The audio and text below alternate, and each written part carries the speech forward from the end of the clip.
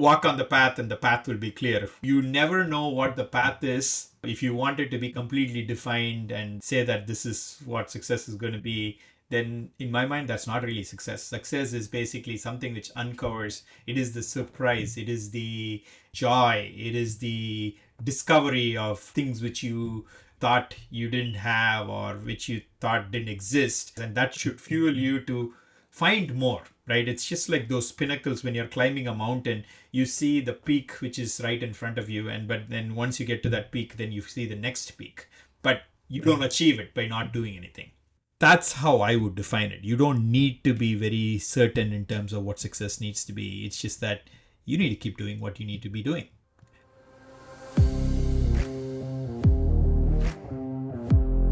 Welcome to another episode of Success with Purpose, where we help mentor you into becoming a more successful version of yourself. We do this through giving you access to mentors you typically would never have the opportunity to connect with. We explore their journeys, their experiences, their life-changing events, their fields of expertise, and most importantly, their purpose. My name is Harry Goldberg, husband to an incredible woman, father of 2 amazing daughters, host, interviewer, and interrogator of this podcast. And now, just before we learn from yet another exceptional guest, if you find value from these conversations, please make sure to like and subscribe below, leave a review. It really does make a difference. And of course, share with someone else who's going to find value. Now, listen in, pay attention, take some notes, enjoy. Let's begin. Ramesh, welcome. Wonderful to be here. Yeah, it's great to have this conversation. Tell me, how do you define success? See, for me, success is finding the truth. What does that mean? So when I say finding the truth, something which, because I was reflecting on what does success really mean, right? So you have these goals and you achieve something. Does that mean that you've been successful, right? And how long does it last? And if it changes, it's not true, or then there is a new definition of success or a new goal that comes in.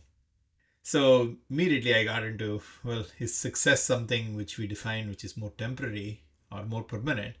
And then my thought process was, I think it needs to be more permanent, right? Like when you're successful, so there's not something which you can take away, because think about the whole Napoleon quote. You can rob me of everything, but you can't rob me of one thing, which is my confidence. And with that, I'm going to get everything back. Right. And if I use that, and that really appealed to me in terms of, so what is that one thing which you can't rob me of as you define success? I believe it's the truth which you find in success, right? And when I say the truth which you find, it is the truth which you find in yourself more than any of the things which you find outside. Okay. So what we're talking about is you've got this idea that truth can be either fleeting truth, and if it's a fleeting truth, then it means that once you already experience the truth, well, once you've achieved it, then it disappears, and then there's a new truth, and it means that one wasn't particularly truth. And so to you, if you're going to experience success, it's about finding your truth, which means if you're finding truth, then it's going to be something which is constant and doesn't change based on whatever you achieve or fail to achieve.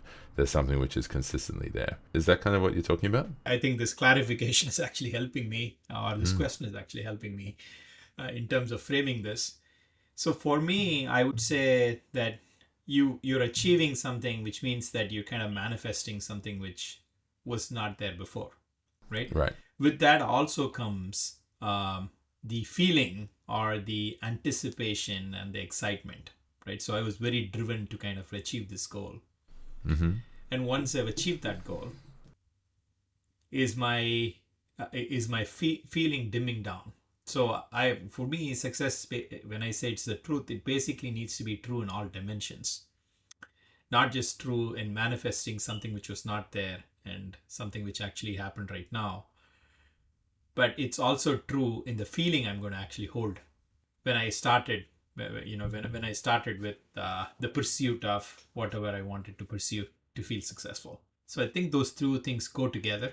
And that's the reason why I actually define it as truth, because it's the multi-dimensions and none of those dimensions change. Can you tell me more about these dimensions, the different perspectives that you're viewing it from? One perspective is basically the whole manifesting a vision. You have something and then it's more the transformative element wherein, something that doesn't exist and something that completely changes to become something else, right? So I kind of look at it as Can you give me an um, example?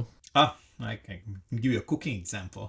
So Okay. you can take butter, and again, in the Indian cooking, you use a lot of ghee or Right. the clarified butter. So when you have heated butter to a point, it becomes ghee. It doesn't hold any of the properties of butter anymore, right? So butter can contaminate.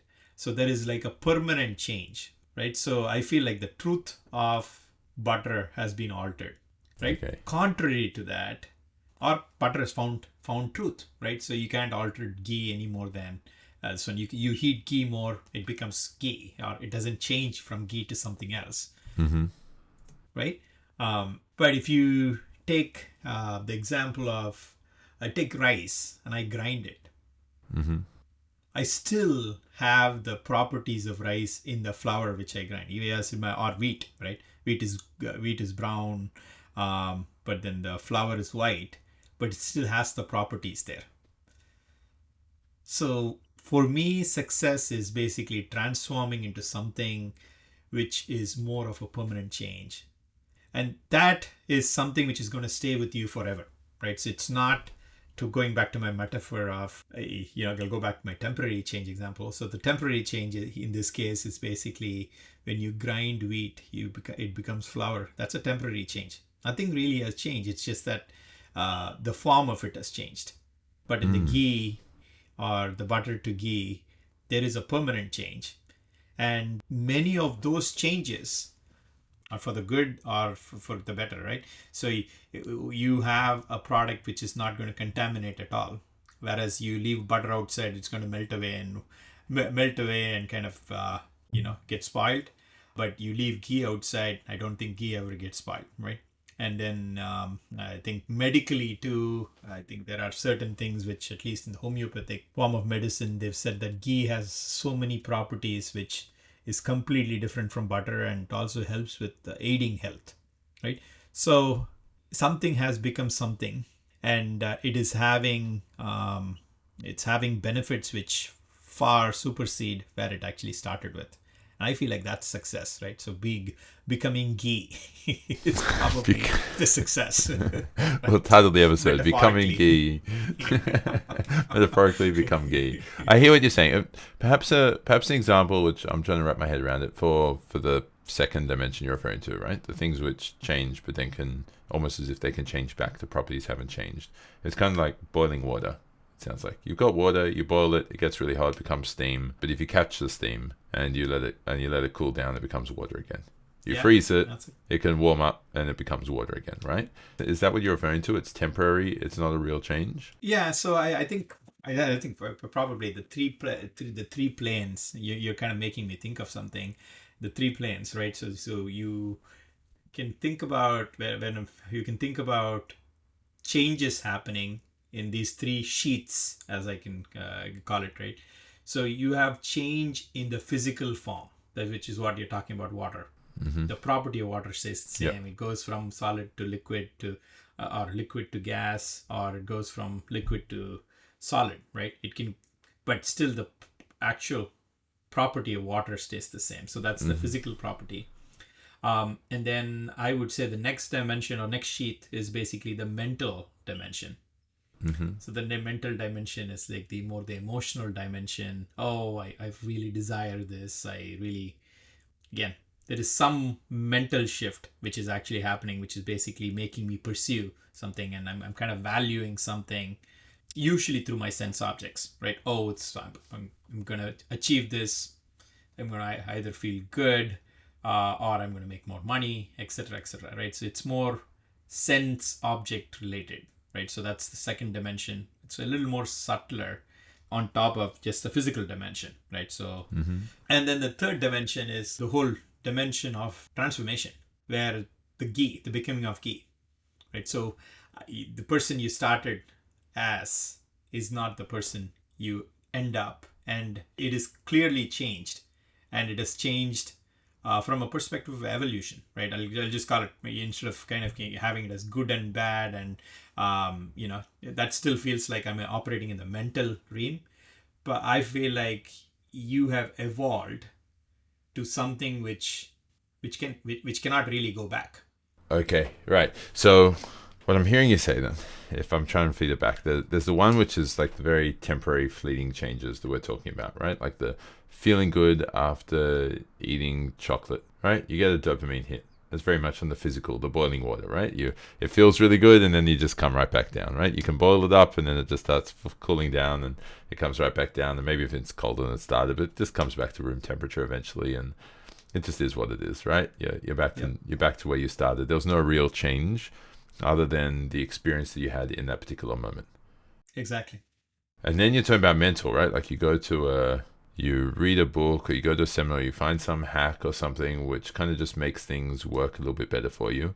And you find a way to have a little bit more energy throughout your day, or a little bit more focus, and you can work really hard and you can get that promotion at work, and so you have a higher salary. Or But you not sustainable. Exactly. Yeah. Right. Yeah. It's Right. like your caffeine hit, right? Or your 8 hour energy or 4 hour energy or Red Bulls. Right. But at the end of all of that, at the end of all of that, of the mental side, like you still have something better at the end of it, right? So like you can Yep. work really hard. Like when you just go for a chocolate with the physical side, you're not really working that hard or anything. It's actually the easiest thing you could possibly do. When you do the thing which is a whole lot harder, and you put in your effort, you're doing the thing which is less comfortable, perhaps, you still end up with something. Either some sense of additional skills, or you have more finances, or you have something else which you can, like another feather in your cap, or another accreditation, or another degree, or whatever, right? You've got something else. You've grown, you've improved, but you're saying that's not success because it's not a constant truth. Because what's showing is simply just you've turned rice, you've got some rice and you've turned it into flour, Cooked rice. and Yeah. or you've taken rice, you've cooked it, right? Like you Or can't you've turned uncook it all rice. up. Yeah. It's like it's still better. You've got something better than what you had before, but hasn't completely transformed. And then you're saying this third one, which you call transformation, is like when you create something entirely different. You use the word evolve, and so then you choose to evolve so that the butter becomes ghee, becomes something useful. From the butter, which is something which isn't that useful, it's kind of okay, it's good enough. It becomes something entirely different, right? So that's Absolutely. kind of like that next step. And so what you're saying, that success to you, or how you're defining success, is about how much you're actually able to evolve. It's not about feeling good in the moment, although that's nice, but it's not about feeling good in the moment. And it's not about just growing how much money you have, or accreditations, or whatever, or skill sets. It's not just about growing that, because that's good to have too, and it feels more fulfilling or more rewarding. But it's not just those two things. It's got to also have, or primarily have, the element of becoming someone entirely new, something entirely new, and completely evolving, completely changing as who you are. Absolutely. Absolutely. I like the word becoming, right? So it's and then while you're describing it, few things stood out to me, right? So when you talked about the eating chocolate, there's Hmm. that act of doing and Right. eating, right? Eating is the act of doing. This is the do, and then when you get into the desire to, the 4 hour energy, it's not the focus is really moved from, um, it was not the drinking which was important. It is the energy which you derive from that, Mm. right? Again, it's limited 4 hours, right? Yep. So the transition is from doing to experiencing, Hmm. right? And then this one was, he said, becoming. Mm. There's no action there. So as you get through this whole evolution process, when you say you're becoming something, there is no doing involved. It is just that it is happening, Right. right? So I almost feel like the quantum of change is indirectly proportional to the amount of doing which happens. So what I'm hearing you share is somewhat. Tell me if it's somewhat similar to this concept. There's have do be versus be do have. Most people go through life thinking that when they have something, let's say they have money, then they can do something else, right? They have enough money, they can do something, they can buy a nice car and drive it, right? So they have enough money, then they can drive a nice car, and then they're going to be happy, or they're going to be satisfied, or they're going to be proud, or whatever it is that they're striving towards. And so most people in our society will focus on having something so they can do something else so that they can be how they want to be. A spiritual teaching, perhaps, or philosophical at least, is to flip it around. If your goal is to be happy, and you think you can achieve that by driving a fast car, why don't you just start with being happy? And if you start by being happy, then you can do all the things that you want to do while you're happy already, and you can do things, whatever you're doing, you're still going to be happy regardless. And then you end up having whatever you want to have. But at the end of the day, the having, it's like people will be like, what? But no, you got to have money. Like, money is really important. It's like, well, great. But if you're only chasing money because it's going to be making you feel really good, why don't you just start with feeling really good and then put your energy towards things that are actually aligned with who you are and what you value? Is what you're sharing somewhat, like, you're nodding along? I know people can't see the video, but is that somewhat similar to what you're referring to? It is. It is. Kind of. I like the clarification. It's almost like the inverse pyramid, right? So instead of having, it's instead of the do, have, be. You're saying, why don't you just start with the end in mind, and then, well, that gives you the freedom to do whatever you want to do, or freedom to have whatever you want to have, because having that is not going to basically change your being, right? Because you're already happy. There is not anything more. You already, I mean, again, you probably, if my goal is to get to London and I'm already in London, I'm not going to be looking for how to get to London, right? So I'm going to be able to enjoy London, right? So I'm already there, so I'm able to enjoy London. So I really like that part of it, in terms of you start with your end in mind, or you not really start with the end in mind. You're like almost You're starting at the end. you're starting at the end. Well, it's like if someone's obsessed with going on a holiday, they're obsessed with going on this holiday because, hey, if I go on the holiday, then finally I'm going to be able to enjoy myself and just kind of relax, and then it's great. And if you just want to relax, okay, cool, just go and relax. Like, there's not that much difference between sitting by a swimming pool on a deck chair with a drink in your hand, under, like, in the shade on a warm day. Like, you're just sitting next to the swimming pool versus going to your living room and sitting and relaxing and enjoying yourself as well. There's not such a huge difference, other than all the stories we have around it, right? Very, very true. Very true. And I feel like even though you might be, like, in the face of it, you might be, it's just like the ingredients in a cake, right? So it's the syntax is different.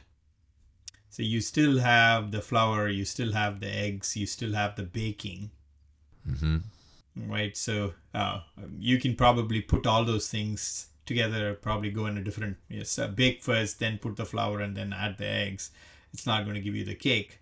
But if you get the cake, if you have the cake, then enjoying the cake is much, you don't have to be linked to enjoying the cake, right? Because that just happens in the process.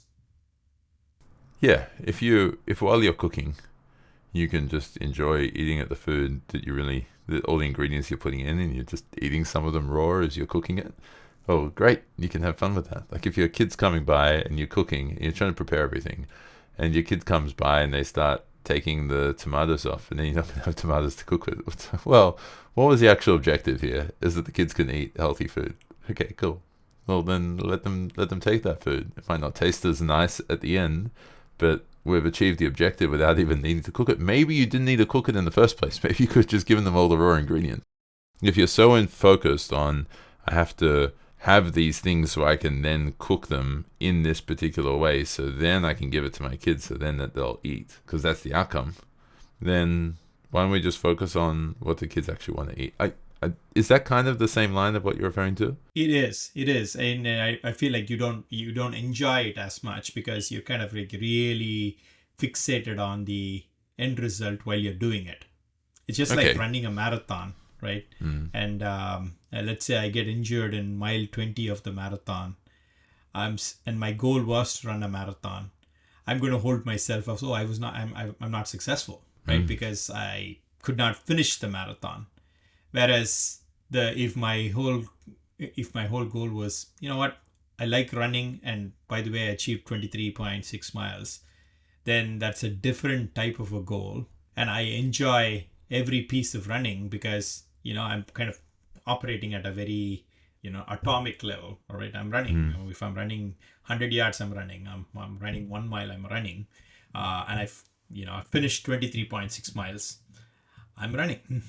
So then success for you is based on what you define as successful, which is based on what you're focusing on, right? So for a lot of people who go for a marathon and then they end up getting injured and they can't finish the last mile, then they're going to feel like they're a complete failure, right? Yeah, they're not successful, but they're not giving credit for the fact that, hey, I ran 20 miles, right? When I started off with this endeavor, it's just that we stop enjoying. So like when I started off saying, the feeling, it's not what you've achieved, it's also the feeling which is important, along with success, right? So now I've achieved 20 miles, but I don't have the same feeling because, I have some rules which are kind of blocking me out from really enjoying the feeling that, oh, I've run 20 miles.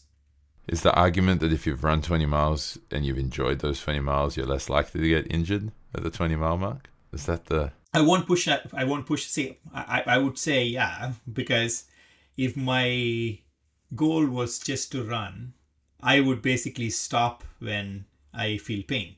Why did I hurt myself? Because I felt like I need to push along because I have a 23.6 mile goal, right? I could have just sat down and said, oh, I ran. Okay, I'm good for today. I'm not saying just have a low goal, but it's just that the fixation on the goal basically is going to make you do crazy things, which is going to take the joy out of it. Okay. And yet most people would argue that if you're really focused on that end outcome, even if you get injured, you're still just going to push through because you're going to get to the outcome. And then, hey, then you actually got the outcome, which is what most people in society would look up to, right? Like no one really cares about the person who got silver 10 years ago in Commonwealth Games or whatever, right? Or in the Olympics. No one really cares about the person who got silver, but the person who gets gold, well, they'll remember that person. And I think a lot of people look towards that as well. That must be part of the definition of success. And so, I mean, I'm sure that there have been plenty of times in your career where you've come up against something, or in your life, where you've come up against something which has been really challenging, really difficult. And it's kind of that point where you feel like, oh, well, maybe this is just the end of my marathon today. I didn't finish the actual marathon. It doesn't look like I can actually get through this. And people would usually believe that if you've got the determination to finish this metaphorical marathon, then you'll be able to achieve finishing the marathon, and that you won't be able to if you don't have that determination. So where does determination and focus come in when you're kind of prioritizing the experience of achieving the outcome above the actual achievement of the outcome? See, this is a great question, right?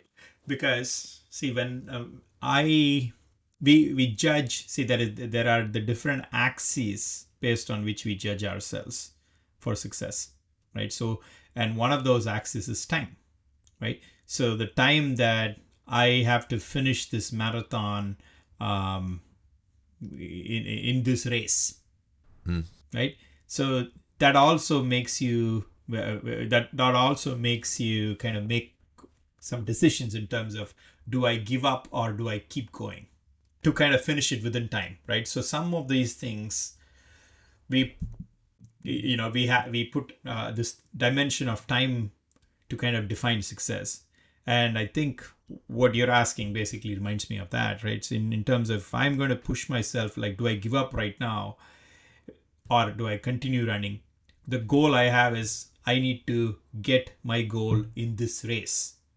But I feel like you will get there. It is if you kind of keep it as, if you don't kind of have these artificial boundaries, then you're going to enjoy your 20 miles today, and then what if you ran the 3.6 miles tomorrow and you were not injured? Is that success? Right. And you've enjoyed your 20 miles running, and then you've taken a break, and you can kind of cherish it and have the 3.6 miles, and the next day, well, I ran 23.6 miles. I'm not saying make excuses or try to change the rules which is going to fit you. My whole thing is, how can I achieve something at the same time enjoy the process? And what are some of those artificial rules which I need to take out? Right? Am I going to say, and it goes back to, where am I really tying the benefit to? Right? That goes back to the truth, right? Like, what is that one? If I'm tying my benefit to, okay, I'm running because I like the health benefits.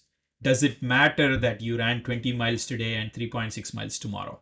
No, if not at all. I mean, then people would start thinking, well, what's the reason of actually doing a race in the first place? If your goal is just to run the 23.6, why do you even bother doing a race? So, yeah, I think that's important, right? See, I think this goes back to, I was having this discussion with my daughter, and it's about testing, right? So if tests don't define you, right? One way, or a point, you basically say, oh, well, you know what, the test is just a number, and I'm not going to give too much importance to that. One way, and I agree with that philosophy, right? Is it more the knowledge which you're after, or is it the score which you're after? Right? And nobody won a game watching the scorecard, right? They won the game playing the game, and then the scorecard was the result. So this whole thing around, then why do we need a race? I feel like the reason you need a race is because you can challenge yourself. Right. There are certain things which you don't know yourself, which are put to test, right? Again, all pun intended, which are put to test when you run the race. And unbeknownst to you, that's where the transformation happens, right? So you go past the butter to the ghee phase, right? So there is that, again, if there is, I kind of think of my chemistry lab. And one of my favorite things to do in the chemistry lab is the titration experiments, right? Like, so where you have a dropper, and then you have the blue liquid, and then you drop by drop, and you just feel like that one drop basically made the blue liquid go from blue to transparent or something. It's not really the one drop, right? If you really think about it, it's the tons of other drops which have gone in. It's just that we give credit to that one drop, and that's like, okay, well, I just changed in a moment. But I feel like that's where we don't enjoy the process, right? So I hope I'm answering your question in terms of, do we really need tests? Yes, I think we need the tests, because the tests are the ones which at least keep you motivated to kind of keep adding the drops. And then there happens to be that one drop which changes it, and then you kind of you're rejoicing in joy because something has changed visibly. There are a lot of things which are changing invisibly, which we are not paying attention to, and unfortunately that is not factoring into our definition of success, right? So I'm saying, focus on the invisible along with the visible, and enjoy the process, and maybe that helps you find the truth. Okay, I'm going to give another metaphor for this. This is fun. But if you refer to, think about, you've got a camel and it's carrying straw for you, right? A lot of people think about the straw that broke the camel's back. Those are typically the negative things which you're putting on, right? All the additional level of stress that you're applying to your body, or that you're applying to your life or to your marriage or to whatever it is. All those little extra things you're putting on. Eventually, you get to the point where there's this one final little straw that breaks the camel back. It's not that one straw that breaks it. It's all the straws together, but it's just that one which just kind of tipped it over the edge, and the camel just couldn't handle it anymore. On the flip side, there are other invisible things that are happening. A camel needs to be hydrated. It's never going to be just the one time that the camel drinks is going to be the thing that's going to make the camel really strong to be able to keep pushing forward, or to be able to endure whatever the trek is or the adventure. But all those small little mouthfuls are going to be what allows it to be strong enough. And so it sounds like we've got this constant dichotomy of these invisible things that are happening all the time. We've got the invisible things that are hurting ourselves, and the invisible things which are really enhancing ourselves. And the way that you've kind of started to identify, or the way that you're sharing that you identify whether it's hurting or whether it's harmful or beneficial, is based on whether it's leading you towards truth or transformation, is what you've referred it to, and helping you actually completely evolve into something else or become something else, rather than is it something that's just that you're just grinding towards, kind of like grinding rice, that pun intended, like that mental side or the physical side, where you're just working really hard towards something just to be able to achieve it, to only then get to the point later on to go, oh, why did I even bother? What was the point of this?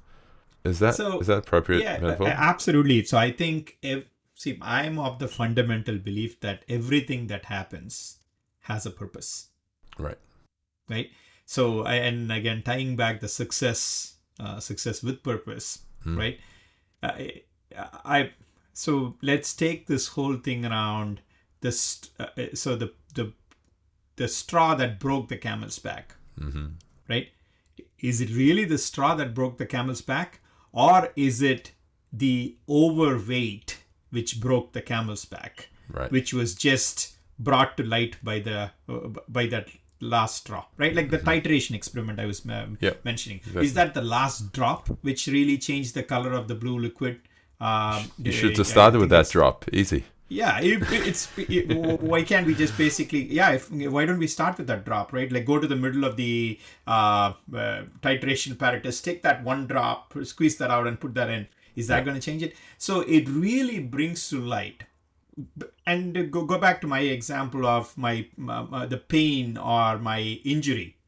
There is a message there. There is a purpose that the injury is there. There is a purpose that the pain is there to actually tell us or call our attention to something which we are not attending to because we're so caught up in this whole definition of I need to get here to be successful.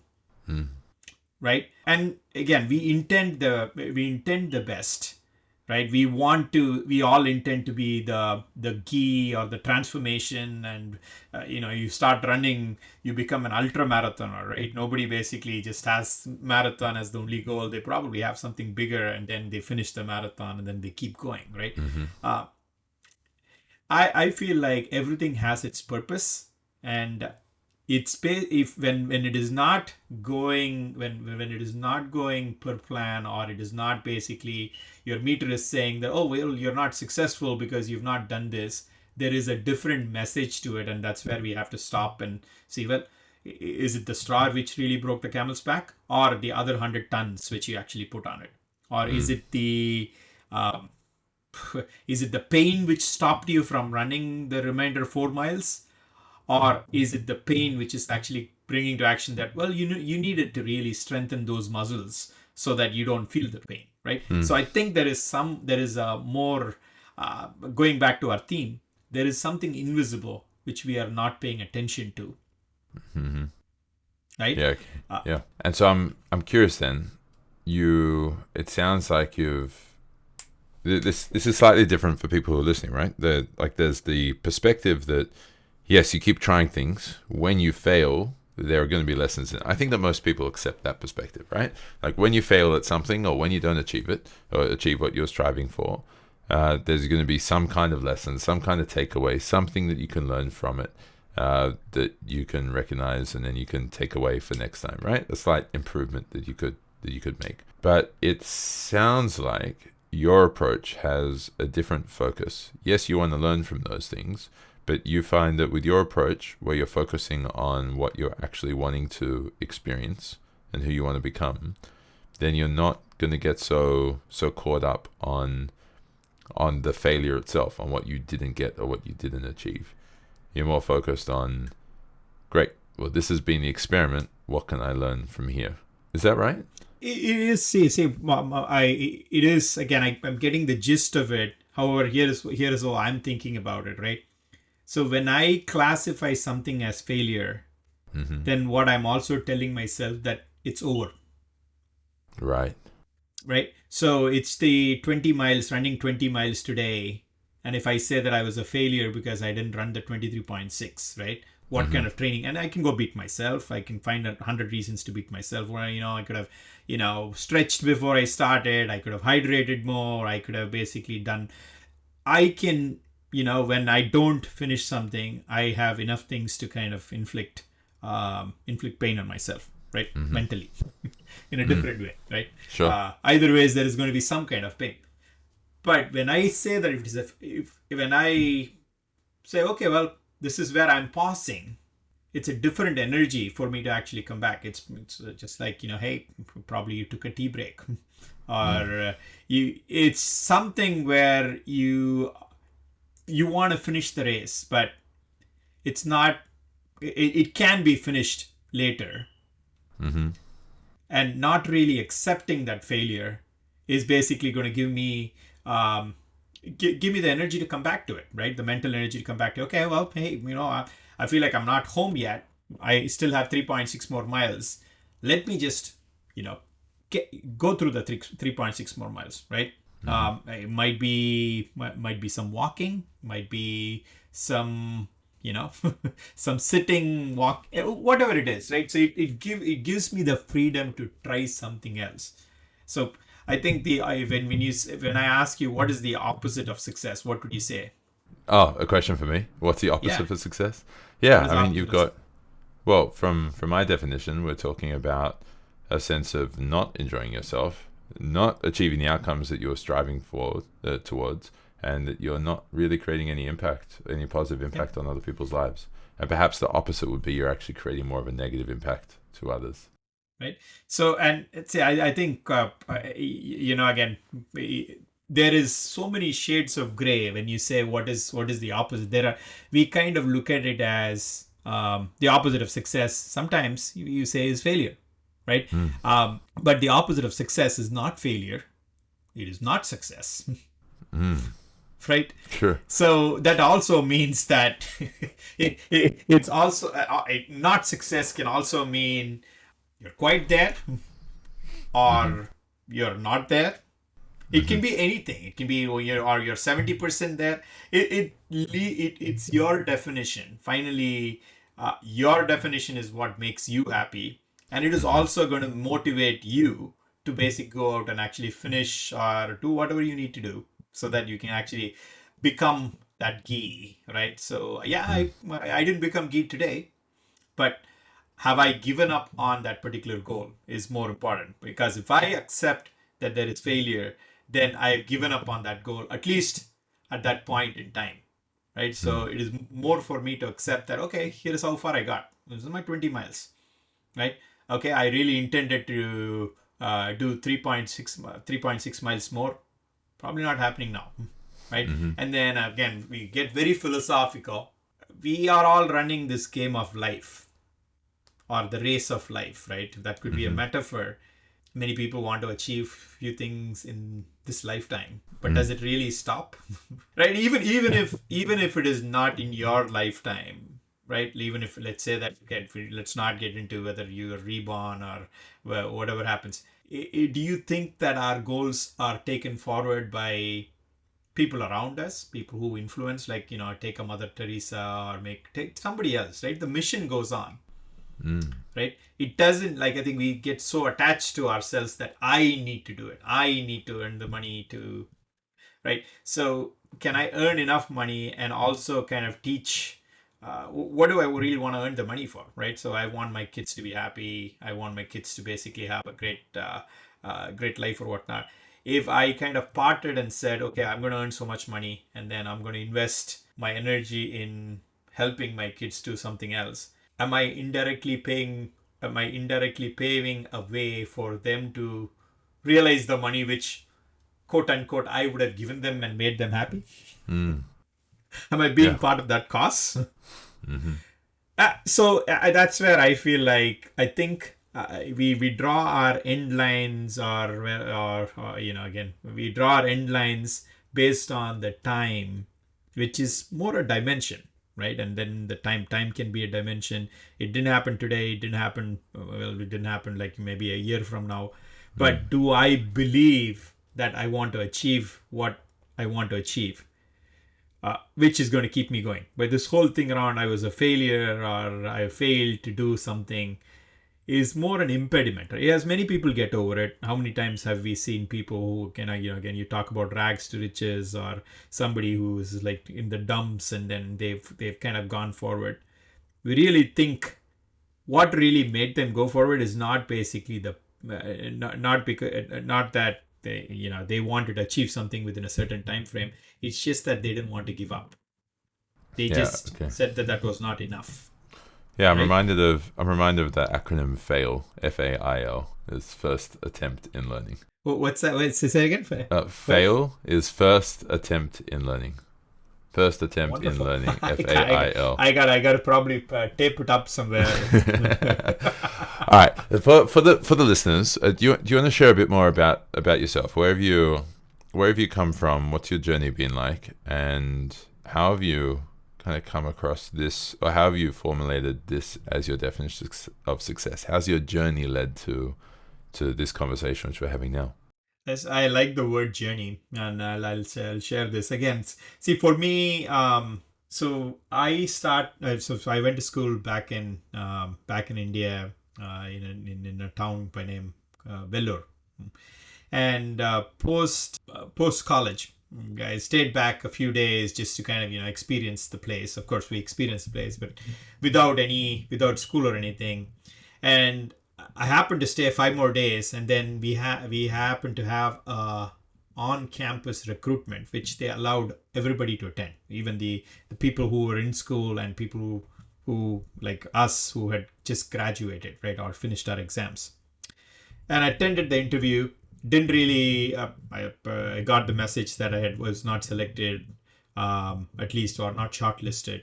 Came back home, and then all of a sudden I get a different interview where they say you need to go to Hyderabad for your second round of interviews for something which I had done the initial screening. Then I did the interview well. I called my parents, and then my parents told me that, hey, we got a call from another company. You need to get to Bangalore tomorrow to do that interview, right? Again, this was my first time going to Hyderabad, and of course, Hyderabad. To think about Hyderabad and Bangalore is just like going from Chicago to probably Minneapolis or deeper into Wisconsin, right? Right. I don't know what the equivalent of Australia is, right? How long is the travel? Like how long? About 200, 300 kilometers. Yeah. Right. Okay. So 200. So Okay. it takes about 8 hours, right? Let's Okay, just sure. use the element of time. It takes 8 hours by train. Mm-hmm. So I find this out from my parents, and then I'm like, okay, how do I get there? Because I've never traveled from Hyderabad to Bangalore.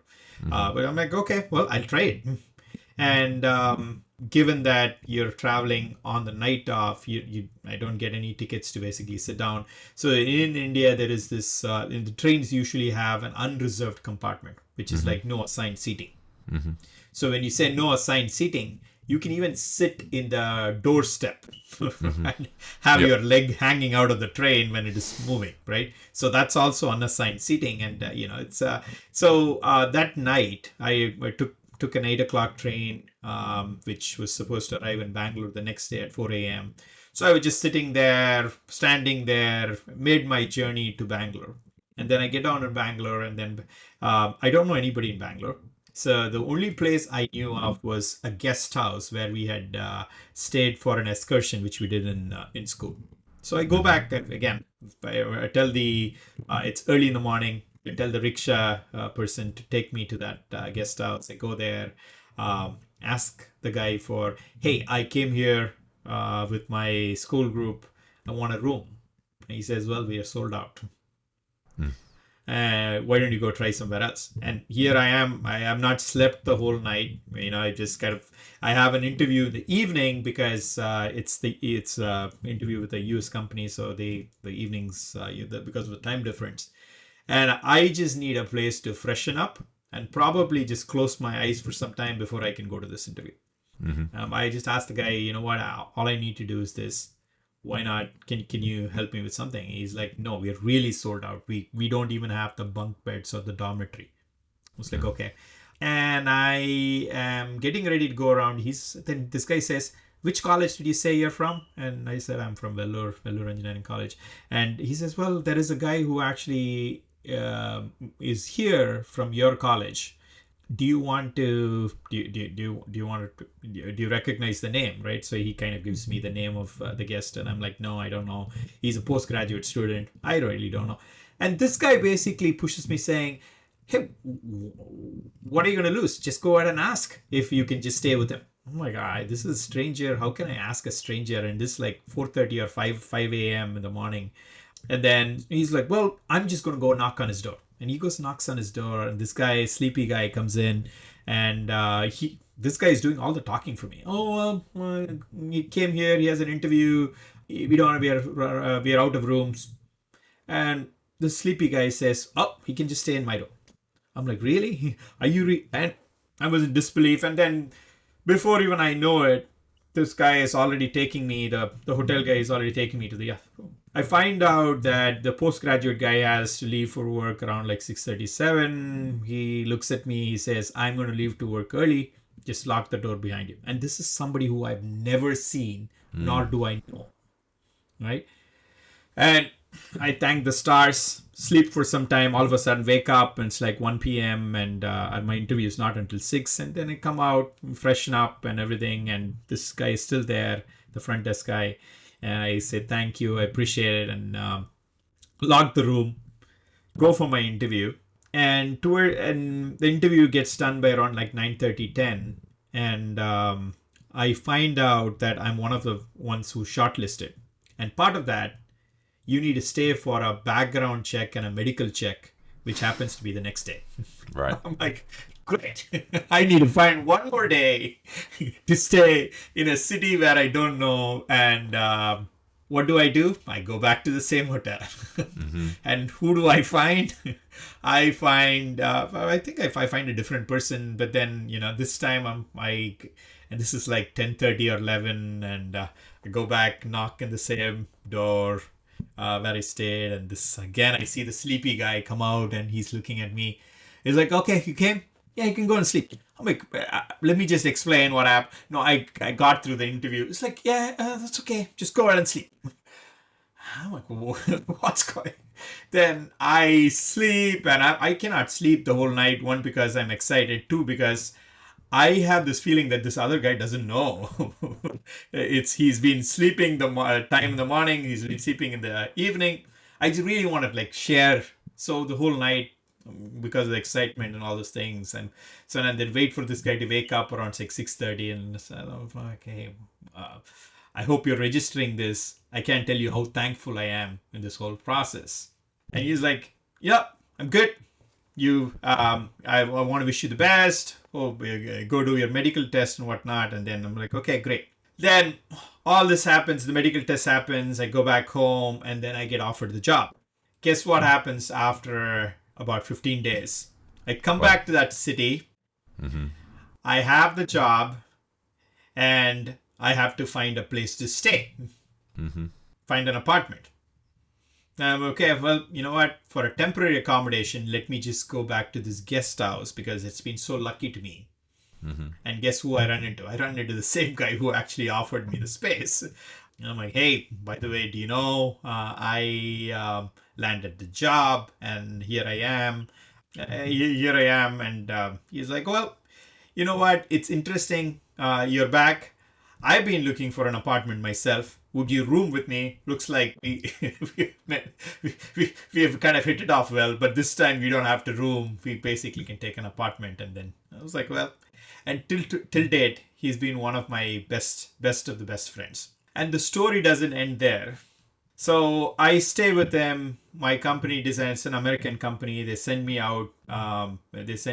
For training. I come to training and then come back and do my training for 3 months. Go back home. I'm still rooming with this person in the apartment, and then I land a different job where I land up in Manhattan. And that completely changes my perspective of this whole going back and forth between India and the US. I'm like, I really want to experience this. And the energy of Manhattan was so captivating. Then I start applying for jobs. And then lo and behold, I land a job. Again, in a city where, again, all places are new in the US at that time. And I land a job and I make a call to my dad saying that, hey, I landed a job, right? And my dad asked me, what are you going to do for money? And at that point in time, I don't want to get into numbers, but I was making about $30 a day. It was more like a per diem, and then you just get a apartment and a pass to basically, go to your workplace and come back, right? Because we were still employed in India.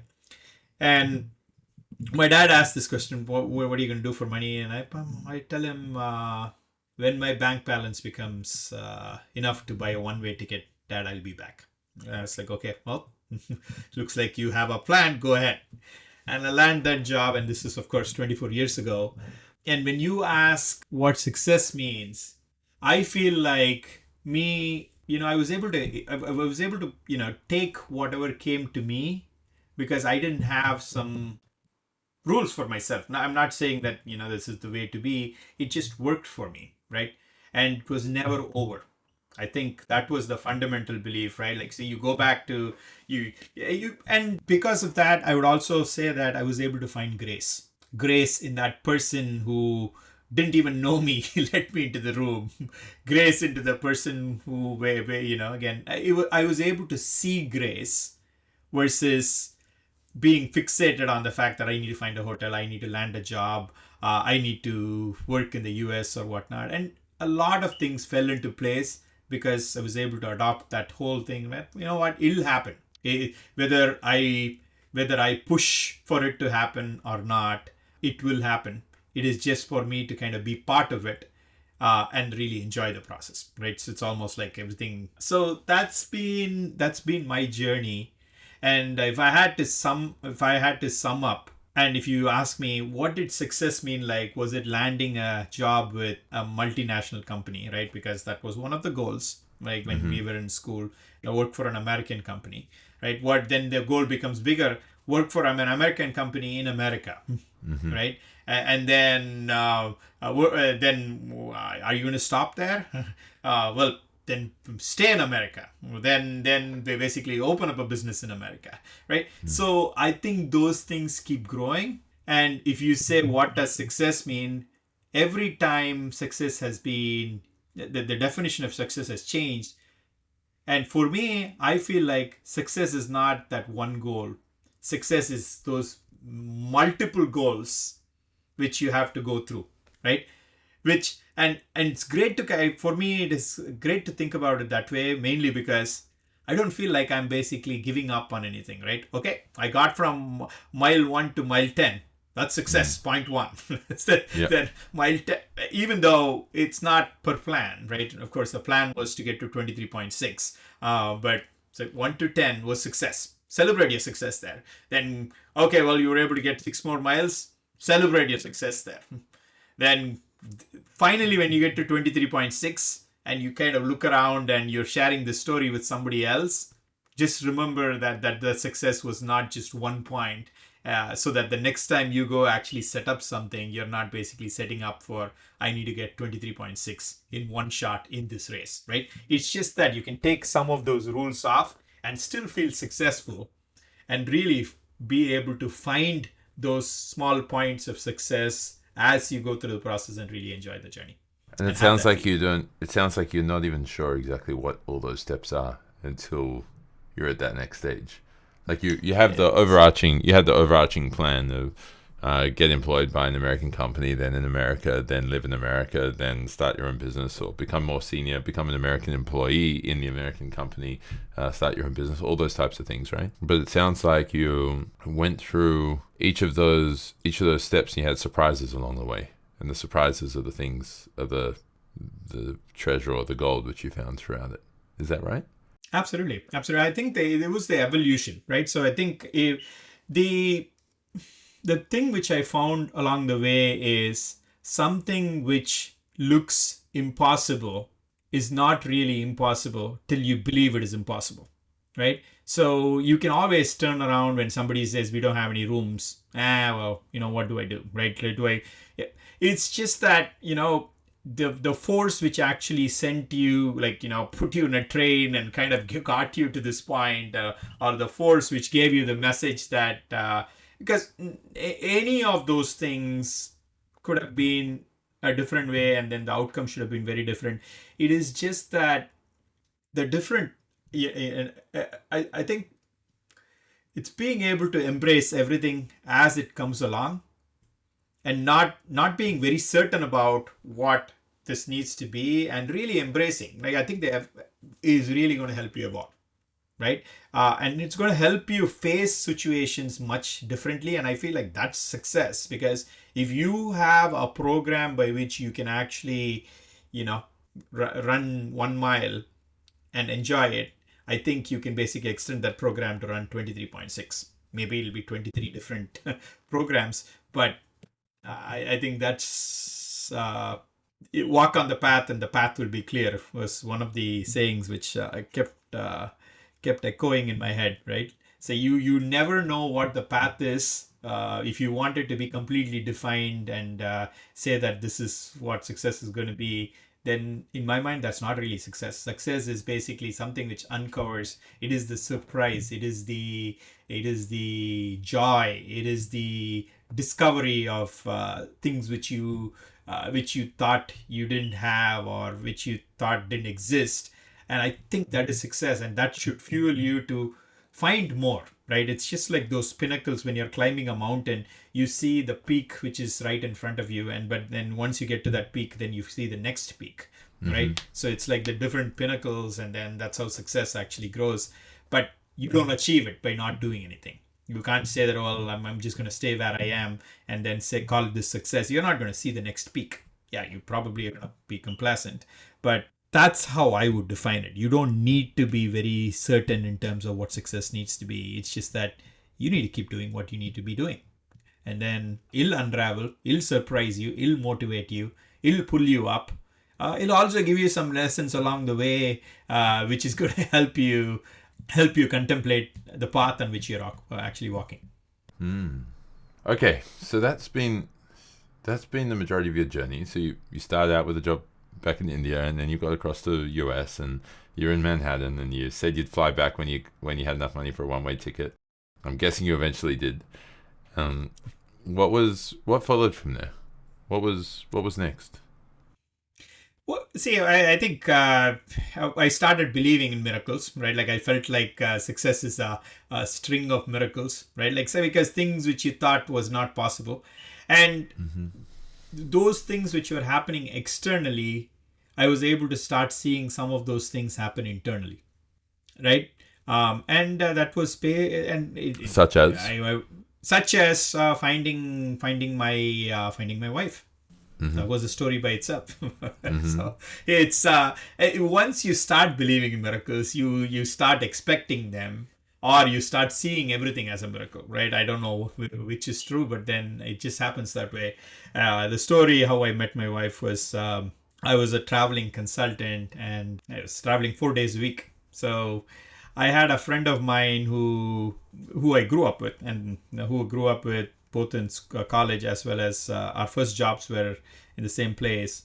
He was coming to Boston, and then I was working in Connecticut at that time and commuting from New Jersey, right? So think of it as Connecticut is right in between. So if you drive 2 hours from Jersey, you get to Connecticut. You drive 2-3 hours from Boston, you're in Connecticut. So both sides, it's kind of a central. So I had a car then, so he was moving in from the UK, so I went to help him find an apartment, and randomly he asked me, "Hey, I'm going to get a single bedroom apartment, and it's like $900. For $1,100, why don't we just get a 2 bedroom apartment?" And lo and behold, I just make the decision. Yeah, sure. Instead of traveling 2 hours from here and 2 hours from here, I'll just move, but for no valid reason. And then I am sitting there one of the days. I'm doing tech deployments, and in the call centers, when you do tech deployments, you have to do it only in the night, right? That's the only time. It's only closed call centers. Sure. Some time zone is open, so you only do it between 12 and 4 a.m. And then 4 a.m. is like 7 a.m. somewhere, and then so I do my deployment, and that day is kind of off for us. and I'm sitting there in the room, and then I'm searching for an Indian girl who speaks my language, and I'm searching for that in about 5 mile radius from where I had that apartment. I get back one result, right? Because I'm like, well, I'm gone 4 days a week. If I have to meet somebody, they need to be closer to me, at least where I am, right? Because I'm already traveling so much. I get one result back. I reach out to this person. I don't get a response. Well, no big deal. And then I think after that project, I went to India. My parents start asking me, "Hey, have you thought about marriage?" Right. So then I kind of like, now that you mentioned it, let me start thinking about it. I was definitely was thinking about it, but I was like, let me think about it. Then come back many weeks later. We do another deployment in the hotel. I can't sleep. I found that I had saved the search, right? The same area, vegetarian, whatever those filters are, right? And run and I get only one result. I'm like, okay, well, guess I don't have too many choices, right? I always keep getting one. And I reach out, and it's a different login or a different name I don't recognize. And then I think very creatively the name was given away, saying, "Hey, if you want to find me, you can find me at the Little Yellow Man," right? Like she gives her username and then says, you can mail me at the Little Yellow Man, right? And then I think of what is a Little Yellow Man. Then that's like a challenge for me, right? Is it Yahoo, right? Yahoo is the Little Yellow Man, or is it AOL, right? So I mail both, saying, "Hey, if you're reading this, then I found you," or something cheesy, and I write. And then I'm getting ready to go to sleep, and then I get a message back saying, "Hey, you're the same guy who actually reached out to me month ago or whatever." I'm like, "How do I know? This seems like a different login." And and then she reaches out saying, "Well, yeah, I know. I know that you reached out. This is a different ID, and do you want to meet?" And then we meet, and then I tell her that I'm away for 4 days in a week, and she's like, "I don't want a weekend relationship."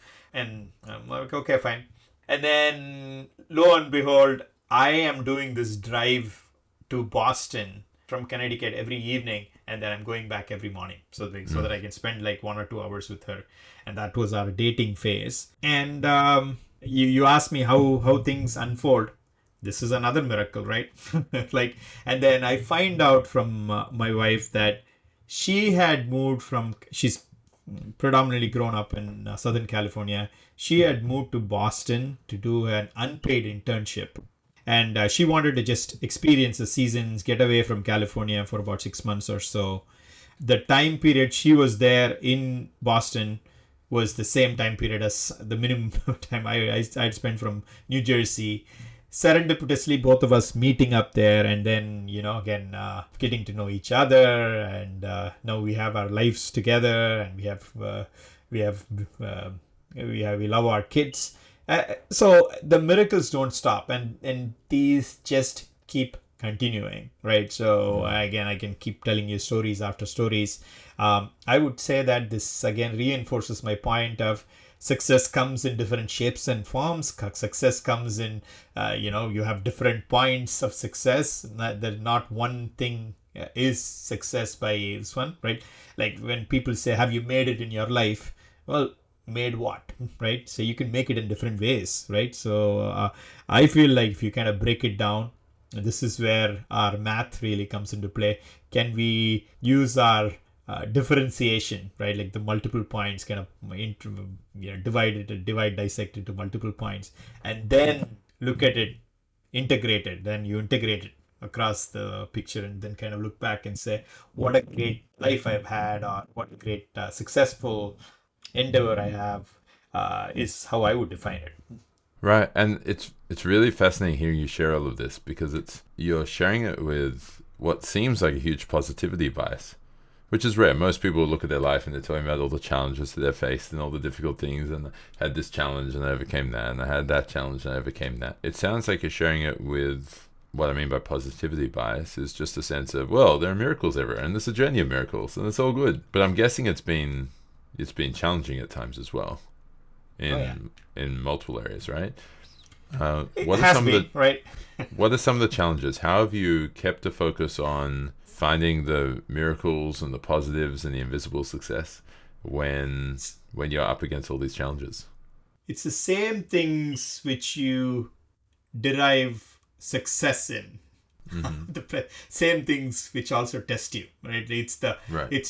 It's the bales of straw which were on the camel's back, but Mm-hmm. then that one more straw which basically broke its back, like what we all call it, right? Mm-hmm. Or that one drop which basically changed the color from blue to transparent.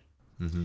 So I've had challenges in my job, right? So there was a part of my career where I basically took on a job as a management consultant, and I felt like I have worked the hardest in my entire career in those 4 or 5 years. Every day I would come back home really tired mentally and also physically. Right? I used to work really hard, but I did not have results to show for it. Mm-hmm. And what did I do? I got up and did it one more day, one more day, one Mm-hmm. more day. And of course, the way it actually ended up was I got let go from that job, Right. right? I got let go from that job, and I can give different reasons for, oh, my position was eliminated because that's not an area where they wanted to focus on, and kind of make my own story. But ultimately, they didn't need me. Mm-hmm. They didn't need me, and I was also feeling that I was not able to kind of get the results which I was looking for. So it was a very challenging time for me, and the one thing which I did with was stick around one more day, right?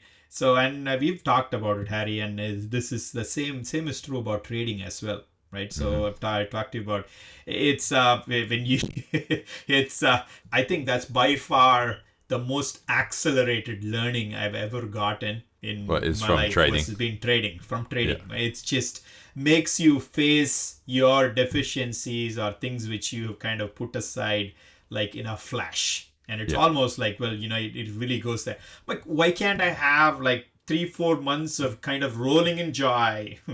Why does this have to come now? But what it teaches you is the challenges are going to come, it is going to test you, and then it is wake up and do it one more day.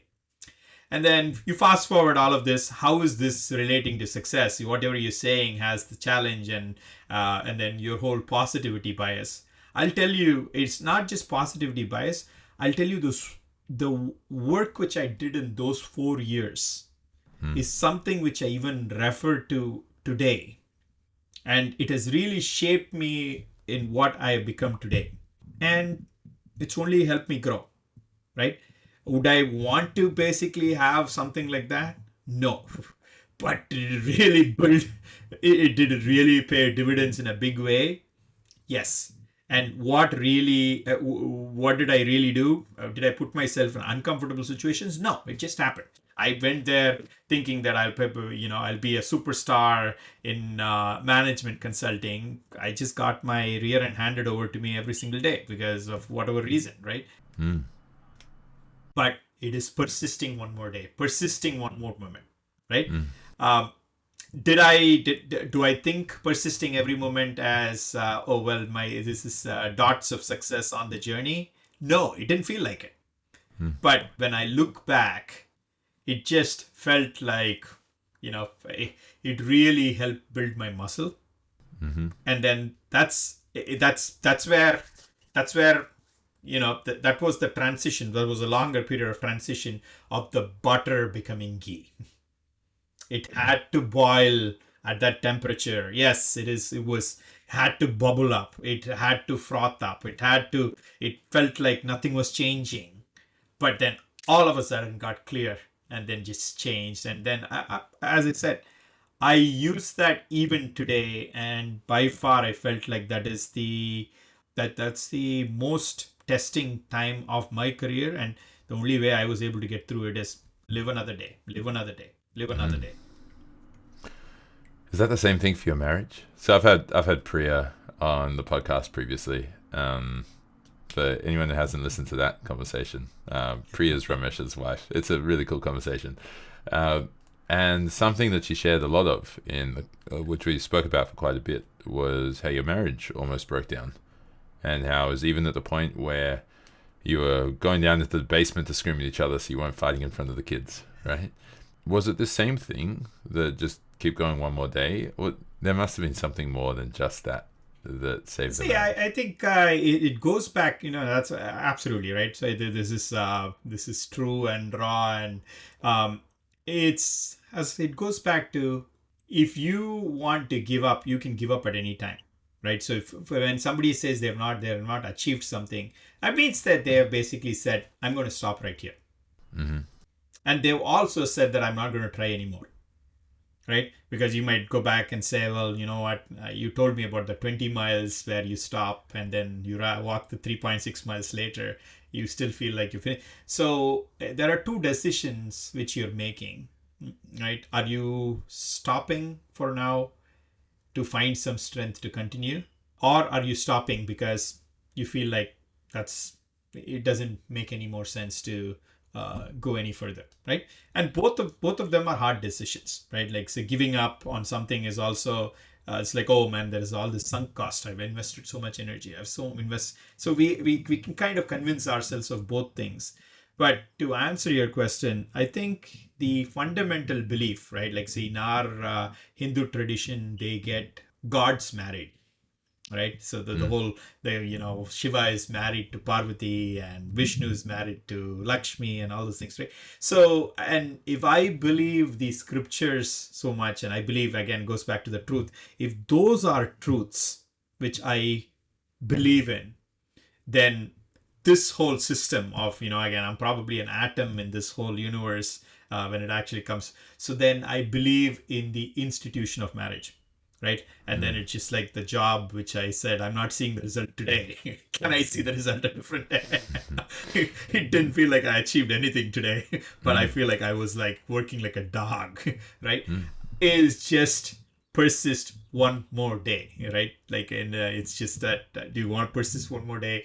I'm not seeing the result today. um again, I don't see it as you fighting for your marriage or whatnot. It is just that, what is the belief you're holding? What is the institution which you want to hold, right? It could be true about your Mm. business, right? So it could be true about trading. Do I believe in trading? Do I believe in what it is going to make me, right? Am I going to transform from butter to ghee? Right? Right. Am I able to see that? Is this a transformation, or am I just getting carried away? Those are the things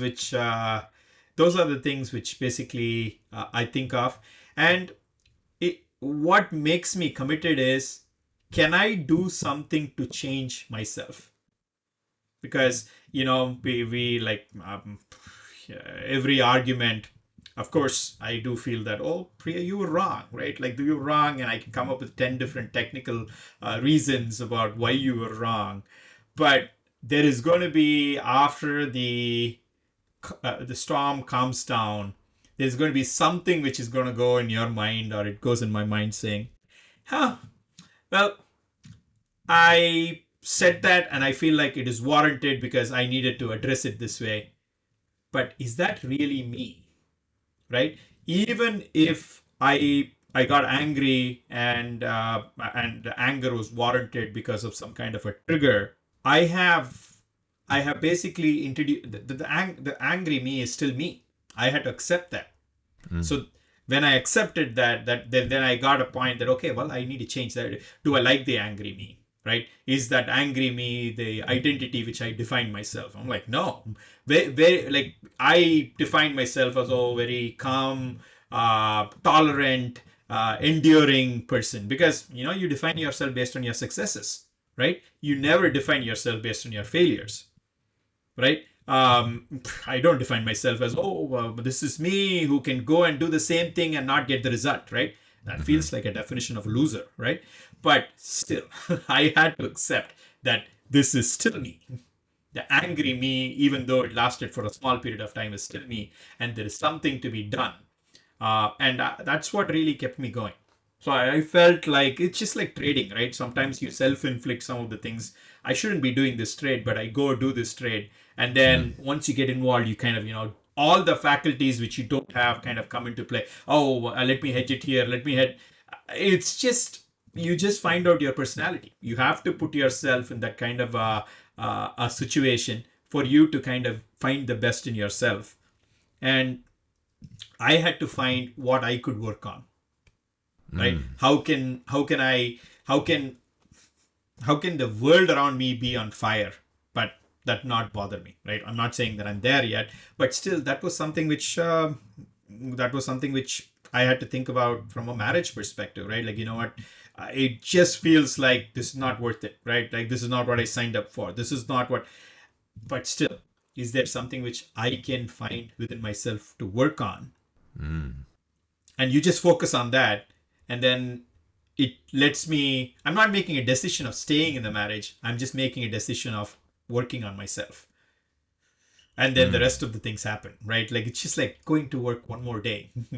This is pretty cool because you shared something there which I think we've alluded to a few times. But like for example, when we're talking about with the marathon, and well, if you only get to the 20-mile mark, are you going to define yourself based on how much you haven't achieved the last 3.6 miles, or are you focusing on your actual like the fact that you have done 20 miles?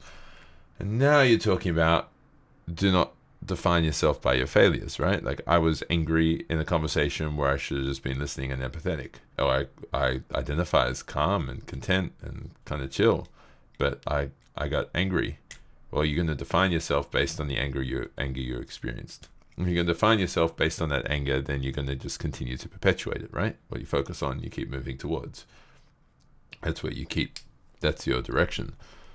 That's really interesting because I think that most people, when they're focusing on their marriage, they're not thinking about what they have to do. They're thinking about what their partner needs to do and how their partner needs to change, and that just leads to contempt, right?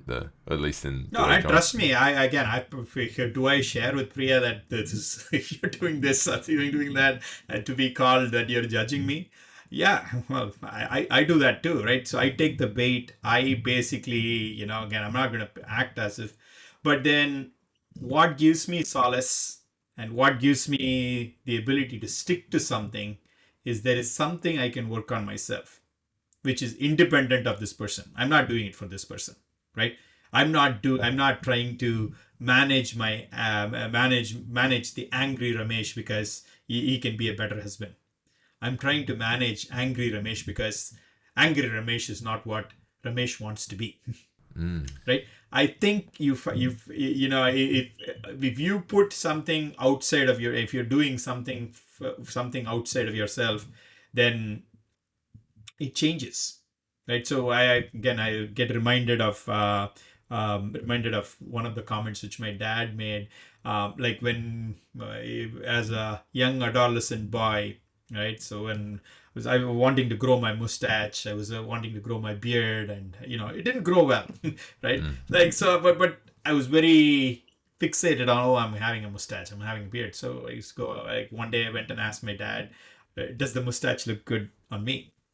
My dad asked me, who are you keeping it for? Mm. Right? So that was such a potent question. Who am I? Then that kind of started to translate to, oh, should I do this or should I not do this? Mm. Right?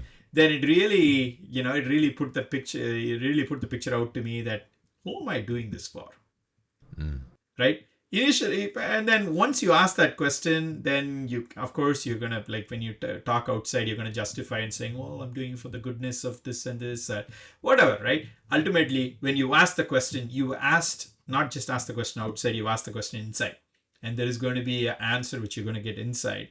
And sometimes that sound of what happens inside is going to be louder, which is Mm. what is going to make you persist. And I think it's going to be true of all of us, right? In terms of the things which we have done differently is not because the voice outside said, oh, great coach told me something, or a great saint told me something. It's probably, yes, all those things happen, but you listen to it inside, Mm. right? So I think listening inside is something which we all do, and it's going to be something which I would say is what really has shaped our journeys, right? If I'm making a generalization, but I think that's what really shapes our journeys. Okay, and so when you were having those really challenging times, that challenging period in your marriage, and you and Priya were fighting a whole lot, and you just kept deciding, I'm going to go one more day. I'm going to define myself based on who I want to be, rather than define myself based on whatever I've failed at or haven't achieved. And you're focusing on becoming the better version of yourself constantly. And then you're saying, well, the marriage, I'm being emotionally triggered, whatever term you want to use, right? I'm being challenged in my marriage. Is this a time to stop, to give up, or stop to go and come back again with renewed rejuvenation? You can argue that there's opportunity in everything in life, and there are all these other challenges that you have, right? You mentioned career, you've mentioned your trading, you mentioned your marriage. What specifically kept you saying, well, I'm going to keep going one more day because there's going to be more growth that's going to come as a result of this? I think it's how we measure ourselves, right? So trading is a great example, right? So trading, at the face of it, when you say, did you have a good day or a bad day? You say, good day means you made profit, and bad day means you had a loss. Okay, so that's the phase of it. As soon as you said, I had a good day.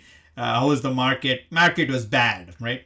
Well, there are people who made a lot of money when the market was bad, right? Sure. So it's what you're really like. I think sometimes we have this whole vocabulary which we try to, we think we are trying to, deviate or have people focus differently. It's just that we want to focus differently, and that's why we use that language. So, and when I thought a little deeper in terms of I had a good day versus a bad day, yes, I lost money that day, right? But this is the straw that broke the camel's back. Why did I lose money this day? Right? It's not because I should have, bought an SPY call versus an SPY put, right? It is just that what I feel bad about is I didn't follow a rule which I set out for myself, right? I didn't follow a rule that, well, what was true at one point in time, or what I thought was true at one point in time, is not true at a different point in time, and I refused to act. Not because I was paralyzed or I saw the loss so big or whatever, right?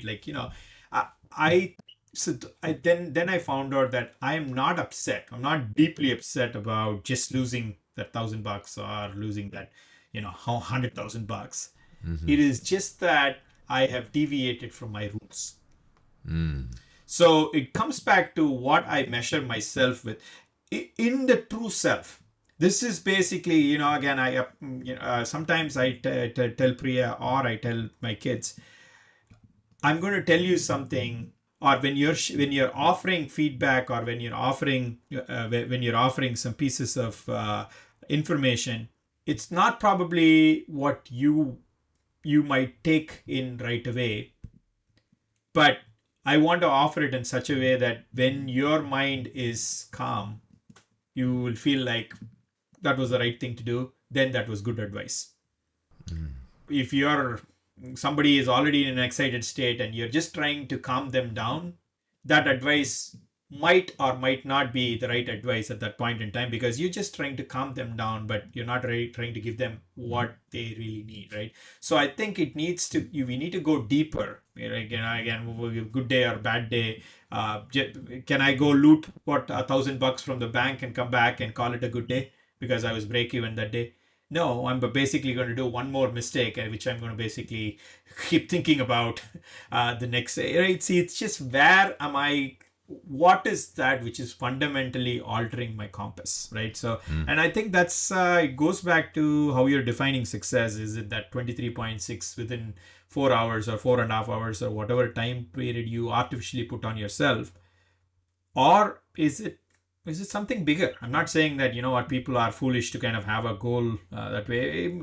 Again, their reasons are not just that they want to kind of make it on a chart. Their reasons might be much greater than that. Again, at least people who have been doing it consistently, their reasons would be greater than that, Hmm. is what I would Yeah. say. And I think we all have to try and find that, right? What is that one more? What is that one thing which can really make a difference? Okay. And so most of the time now you see that giving up or stopping without the intention to come back is essentially running away.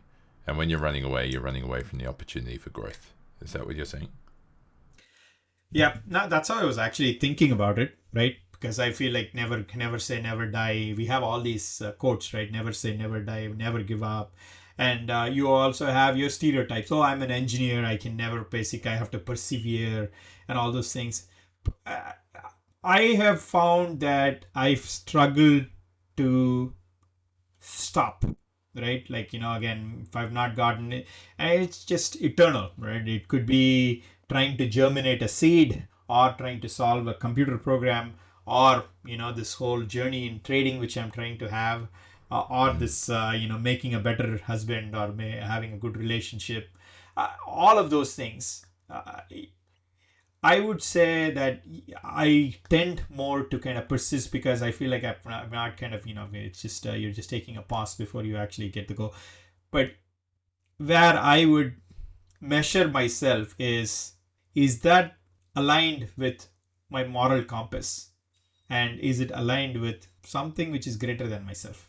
Mm. Me getting to be a better person, what, again, yeah, me getting to be a better person is good, good for me.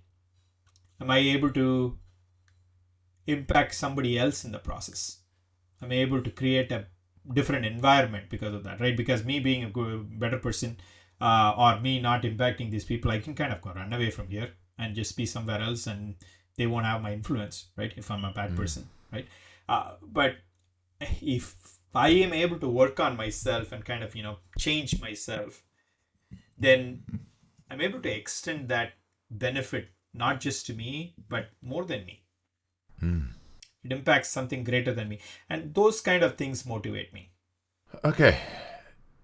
Let me sum up here, because I mean there are a whole lot of different rabbit holes we could have explored: leadership and process and the types of things within organization and those types of things. But I think I've received the core message from your journey, and it's this idea of constantly trying to truly transform yourself. And the way you do that seems pretty clearly is the way you evolve it is the way you transform yourself through this evolution you refer to is both by identifying yourself and your successes rather than your failures, or at least even identifying yourself based on your potential success rather than your current or past failures. This persistence, which is not persist, I'm going to keep going until this is finished, until this is finally done, until this works perfectly. I'm just going to keep choosing one more day. As long as I keep choosing one more day, then I'm persisting either way and I'm going forward. The fact that you always want to learn from things which don't go well and focusing on what you really value, as in focusing on the fact that I'm running to get healthy and to improve my body rather than I'm running to be able to run 23.6 miles in whatever time frame or whatever time limit. And the reason that I'm doing this is because I don't need to get the marathon by that time. The reason I'm doing this is to be able to test myself to see how much I've actually improved my health or my running ability. And so constantly you're saying, well, if I get to the 20, I'm going to judge myself based on the success of getting to the 20. And then I'm going to find ways to creatively still reach the marathon level and the full distance. As opposed to, oh, I didn't make it to the end, or, oh crap, I'm not going to make it to the end, I've got to keep persisting. And I've got to just keep pushing through, and that's fine. I'm going to push through and get injuries and whatever, who cares? My goal was to get there. And if you'll continue to remember that your goal is to improve your health or improve your ability to run, then as soon as you're saying, well, if I keep going, I'm going to get an injury, well, that's not the time to keep going. You can find better ways to prepare for next time and strengthen yourself and hydrate yourself and whatever. You can do better things to make sure that you don't end up in that same problem. And so you've applied the same concept to your career choices, to where you choose to live, to your marriage, to what you actually do in work, like when you're actually in the office, and how you do with trading as well, and I'm guessing also with your kids. And there's all of this which is coupled with this idea of you having a journey of miracles. And when you look back in your life, you've got such a positivity bias because you're not just judging yourself on your successes, but you're also looking at all of this, you refer to as grace, or you could call it serendipity or just chance, or ultimately what you're calling as miracles, like these small, really good things that happen, which you don't feel like you've done anything to actually make that thing happen other than being open to see that opportunity present itself and then being open to the experience. That's kind of what I've gathered from you during this conversation. Is there anything which you wanted to add, subtract, adjust, amend, or clarify based on what I shared? I think I have to talk to you more because I think your sense of summarization is amazing in terms of how you've been able to boil the essence down, right? After about close to about two hours or so, you've been able to kind of. I think that's a great skill. You kind of said that. So I would probably, anybody who's listening to this, I would say I echo what you said before, right? If you do feel be, right? So have to be versus be to have, right? have to be. So I would say that, again, if the goal is to be, if the goal is to be successful, feel everything what is happening is success, because it is. Right. So even if it means that in the 20th mile mark you are developing cramps and you just make the decision that you're not going to run today, I think it's going to help you build a greater muscle, right, than to finish the race and have an injury and have a bad association to it or whatnot, right? And the reason to run the race, why are you running the race? Yes, of course you want to show that you can actually run the race, but then is your lung capacity improving? Are your muscles basically able to contract and expand? Are you able to kind of how is your body responding to stress which you are putting on it, right? And I think those things basically translate to your mind, and it translates to any of the goals which you wanted to actually keep as well. So the ultimate thought I want to leave you with is, you are successful at every point of your way, right? So remind me that again. Have to be, right? So if you it's just like the bee. You're successful at every point. It is just that you need to find the purpose of that particular success that happened to you at that point. Because if you find that purpose in that particular point, you're able to move to the next point, and then call it grace, call it serendipity, whatever it is, it'll start to open up. If you close in, then it'll close in too, because it's going to basically, it's still trying to make you successful. It's just that you want to go the opposite direction in the success which you're seeking, right? Which is like, let me find reasons of why this didn't happen. It's still helping you. It's, again, you had only one reason, but the more you contemplate, now you have 10 reasons. You're still successful, but unfortunately that's not the direction in which you want to trend. That is also success, right? So there's a funny story in the Indian, I'll probably leave you with this funny story when our Hindu faith, where there is a beauty contest that happens in heaven. So you have Satan, right? You have Satan, and then you have you have Satan, and then you have, like, the most beautiful goddess, who are the final round contestants. Nobody's able to make a decision to give whether to honor Satan, and Satan is supposed to be very pretty, right? Like, at least that's the way it is portrayed. And what happens is, nobody's able to make a decision. There is this character by name Narada, who's the son of Brahma, the creator, who's asked to be the judge, right? And then he says, well, again, you have to decide who the winner is. He contemplates a lot, and he basically says, well, I'm going to decide. And I'm going to decide that both of you are the winners, right? And everybody's like, that's a cop out answer. And then in terms of how did you basically make that decision? And he said, I made that based on beauty needs to give happiness, and happiness is something which both of you give. Everybody was kind of, what, this is, we don't understand. Then he says that when the beautiful goddess comes to you, you get happiness. She brings you happiness. When Satan goes away from you, he brings you happiness. So, so I think the ultimate thing is everything can be successful. It's just that whether it is coming your way or going away from you is how it actually defines. So I'd say, yeah, enjoy the success in every point, and then just decide the direction, and then kind of then get up the next day and try to move in the direction you want to actually move in. To add to that point, I think I've heard Tony Robbins describe it this way. He says everything is either a warning or what is it? Or an example. Yes, there you go. Warning or an example. Example or warning. Absolutely. Absolutely. Yeah, again, I know we've probably look at somebody and say, oh my God, they are overweight. No, that's a warning, right? All you're saying is, I don't want to end up that way, right?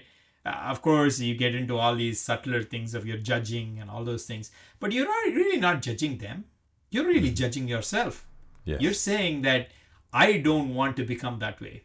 You don't, it's not like you dislike people who are overweight. It's just that you don't want to identify. Just like my example I was talking to you about anger, right? I'm not an angry person, right? And that used to bother me a lot, because whenever I used to interact with somebody who's angry, like, again, I'd have a very bad reaction. Then I realized that, you know what? I don't want to find myself there, and I don't want to associate myself there. And that becomes my, Mahatma Gandhi had this thing called experiments in truth. So when you want to practice something, he would basically have the experiments in truth, and that could be telling the truth could be one, thinking the truth could be another one. It's all the experiment in truth, and how do you kind of keep up with it and continue with it, right?